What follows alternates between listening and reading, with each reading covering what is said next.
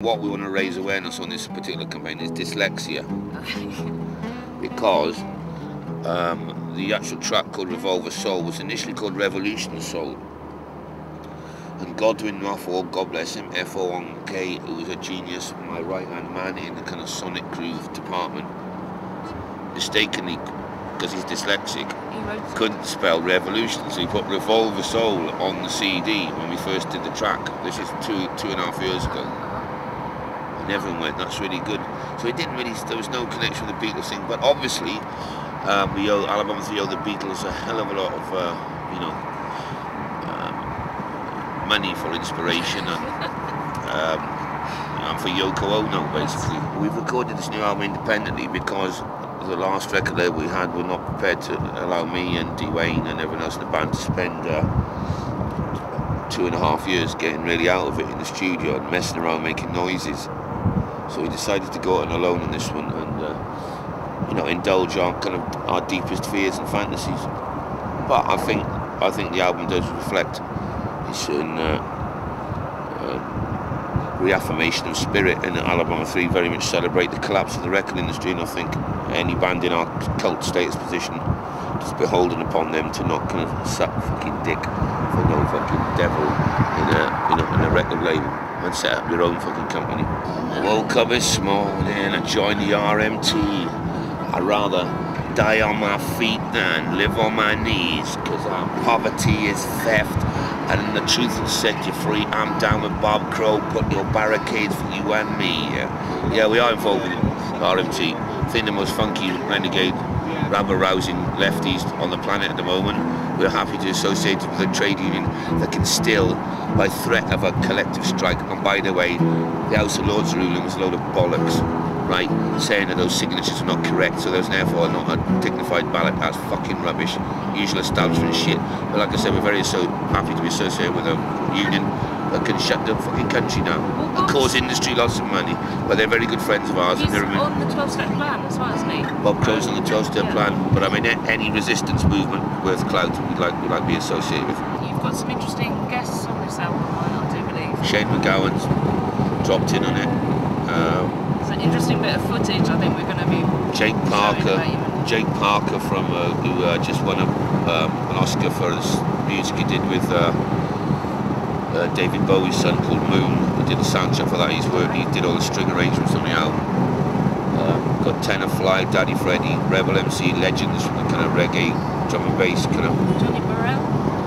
Johnny Burrell, a long-standing apprentice of the band. Alabama 3 of playing Bob Dylan's person. I heard he's actually chosen what UK artists he wanted to support. Well, Bob Dylan, we have a certain history with Bob Dylan on the album Outlaw. He sampled Lay Lady Lay for a song called The Gospel Train. Normally, you know, artists of that caliber would demand we sampled Lay Lady Lay, and he said, "I'll give you, you can use it for 50%." He could have demanded 100%, but so as a track listed on Outlaw says Alabama 3 stroke Robert Zimmerman, you know. So we have a bit of a history with him, and he's heard us before, and we're very honoured. So it's just as hip, just because I'm Bob Dylan. I'm doing like dubstep nights, you know, with the Vagabonds crew and all, and that's equally valid. You know, it's not got too celebratory about my newfound A-lister status. Devlin Love's on the album, you know. I was under strict instructions at the time while she was heavily pregnant that she has no way that she could possibly appear for the next 7 years because she'd be so happy in motherhood. And I said, Devlin, baby, it's a beautiful bundle of joy, but you're a goddamn motherfucking singer, right? And I guarantee within 6 months you'll be ringing Uncle Larry Love up and Uncle Dwayne. Well, I'm going to do a couple of gigs, lo and behold. So she's made contact. We're not sure whether we want her to come and perform on this tour, because we don't want to, you know, she's breastfeeding and all that, God knows what. You know what I mean? Alabama 3 care for the kids in our community. No, Devlin's on. But, you know, we're working loads with Aurora, we worked stuff with Eliza Strummer, there's MC Schreiber, who's really cool, there's Nancy Carrera. I'm trying to get Aurora Dawn and Devlin on the same stage, but we'll see what the Divas situation is like. We've been asking people on Facebook today, some of the fans have sent in some questions they want me to ask you. Fuck. Please tell me you guys didn't do any techno on the new album. Any techno on the new album? Hands up, it's totally fucking techno. That's what you call techno. It's my producer there, is it techno? That's what you call techno. Yes, sorry, Segs. Hello. Sorry, we've got Mr. Segs with us. How you doing? It's live streaming and it's doing Ah, shit. fucking Oh, shit. swear. Yeah. Right. Is That's it what you call techno. Segs? What is it? Well, Tell them about Debbie, tell them. well, we got yeah, because we're working, because I work with Steve Dubb, who does all the Chemical Brothers stuff. You may remember him from the Loud Pest. So, yeah, I mean, he's got that techno edge, techno kicks, big bass end.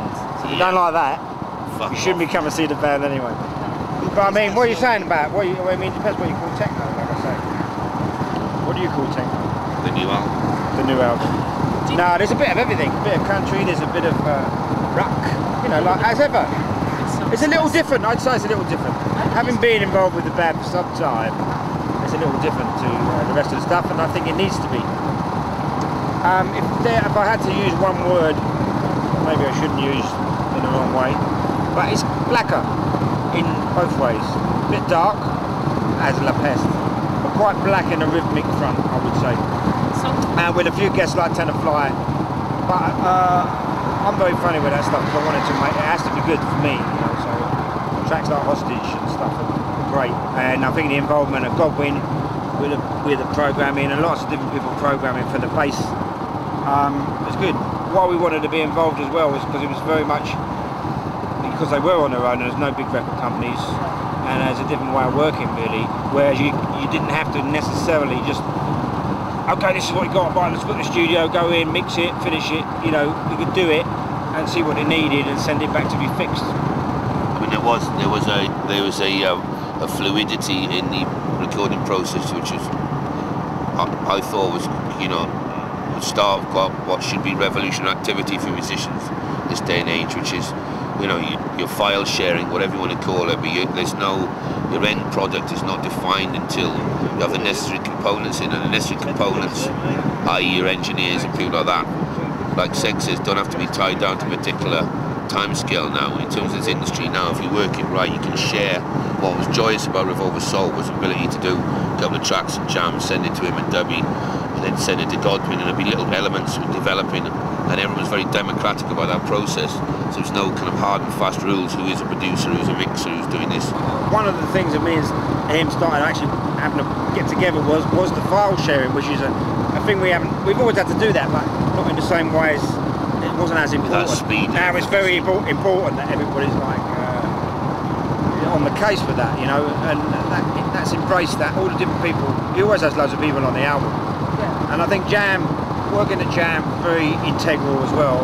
There's always people in there like Conquer Natty and like Tenor Fly turning up, Dave Formula working there, and then we sort of got this guy Greg Wizard come in, so he kept it all together as well.